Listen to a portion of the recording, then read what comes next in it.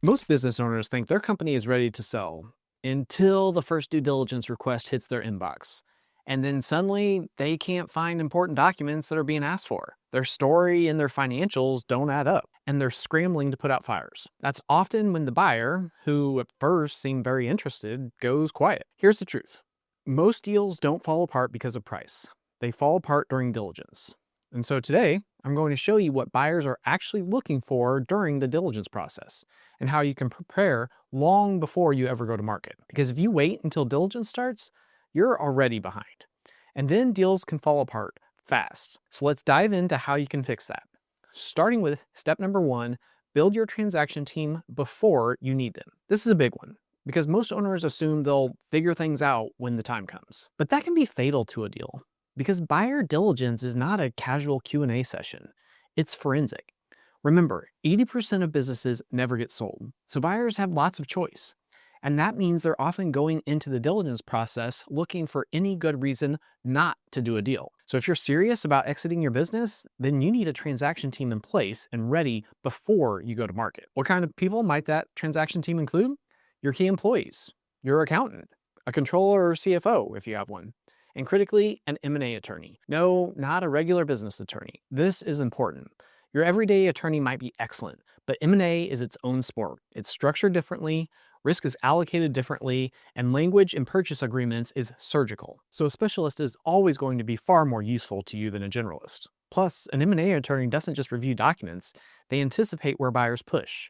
They understand market terms. They protect your leverage. And leverage means you end up with a higher multiple. Also, we glossed over something in that list of people which might make you feel uncomfortable: your key employees. But including employees in your transaction team can be a good idea because, for one thing, they hold critical knowledge that often isn't documented anywhere, such as customer relationships, operational know-how, supplier dynamics, or technical expertise. Including them early signals to buyers that this knowledge will transfer smoothly, which directly protects your valuation. A buyer who fears key person risk may discount their offer or walk away entirely. Naturally, you don't need to tell everyone at once, and timing matters. I recommend a tight circle early on, expanding only as needed as the deal progresses. So as you can see, sometimes the easiest way to up your sell price isn't revenue growth, it's assembling the right team. But we're not done, because your team alone won't save you if you don't have something else that's even more important. Step 2, why you should start on your due diligence checklist now, even if you're years away from your exit. Let me tell you what most sellers do. They hire a banker, the banker markets the business, a potential buyer is found, the letter of intent comes in, and the buyer sends a 150-item diligence request list. Then everyone panics. Okay, maybe they don't panic, but at the very least there's a chorus of groans. But what if you flip that process? Even if you don't have an advisor yet, go search for a due diligence checklist today, not later when you get an offer. Now, because here's the uncomfortable truth. If you can't produce something quickly and confidently, buyers assume risk, or might think to themselves, yeah, this is just a mom and pop. Those types of thoughts lower valuation, or worse, kill deals. So make sure you're ready to go when it comes time. Here are some of the things buyers actually request: 3 to 5 years of your financials, clean and consistent. Be sure to break out your comp as well as any personal expenses. Revenue breakdown by customer, product, and end market. Customer concentration analysis, to the extent not covered by the above. Budgets and forecasts. Contracts and agreements. Employee details and compensation. Details of legal matters. Tax filings. Operational documentation. And that's really just the beginning. Depending on the buyer, there may be more things they want to see before pulling out their wallet. But by having the typical diligence request already handled and ready to go, that immediately signals to a buyer that you are serious and you understand the process. It also allows you to have these conversations with potential buyers because when these requests come in, they are easy to fulfill. But of course, due diligence isn't just about having documents. It's about narrative fit too. Your financials must tell a coherent story. If your EBITDA increased, why? If margins fluctuated, what drove that?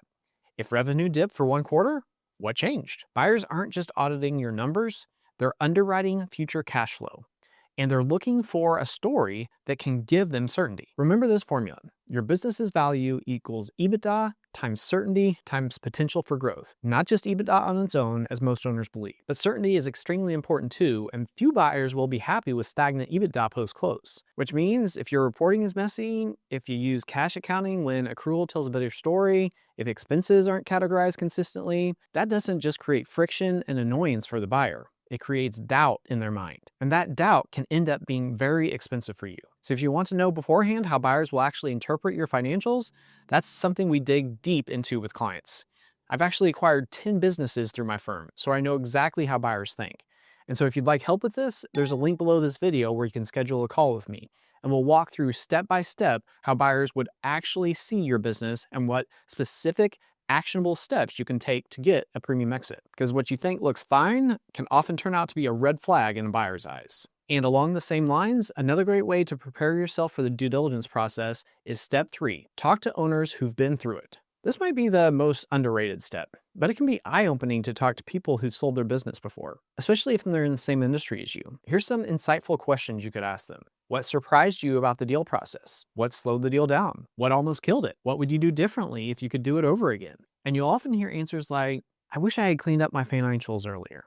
I underestimated how detailed buyers need to get. I didn't realize how exposed we were on our customer concentration. I should have prepared my management team better. Knowing the process beforehand from people who have gone through it can be incredibly valuable for you, so you can avoid the same pitfalls. There is no substitute for first-hand experience, of course, but second-hand experience can still be useful.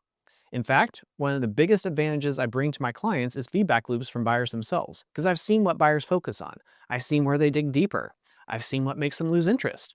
And it's often not where sellers expect. You see, most owners focus on their tenure or customer relationships or even top-line growth, but buyers focus on things like quality of earnings, sustainability, process documentation, key person risk, recurring revenue, contract transferability. Often, buyers will know more about your business than you think they do because they do this type of thing daily. They've seen hundreds of companies. They recognize patterns instantly. That means overconfidence is expensive, but preparation can be highly profitable. Why? Because here's the good news. Many of the issues that cause a buyer to walk away are fixable, but only if you know they exist in your business. And you want someone in your corner who understands how buyers think, not just how sellers hope. Schedule a call using the link below. We'll assess where you are. We'll identify blind spots, and we'll build a roadmap so when a buyer sends you an LOI and diligence starts, you're gaining leverage, not losing it. In fact, if your business is large enough and you go through my program and implement the right changes, I'll even make an offer to buy your business myself. That's how confident I am in the power of preparation. Because when a business is truly ready, it shows. Thanks for watching today's video. I hope you've learned a few things that can help you in your business exit. Remember to click the link below this video now to book a call with me and get a pair of expert eyes on your business before you go to market. Because the best time to prepare for diligence is long before it starts. Take care.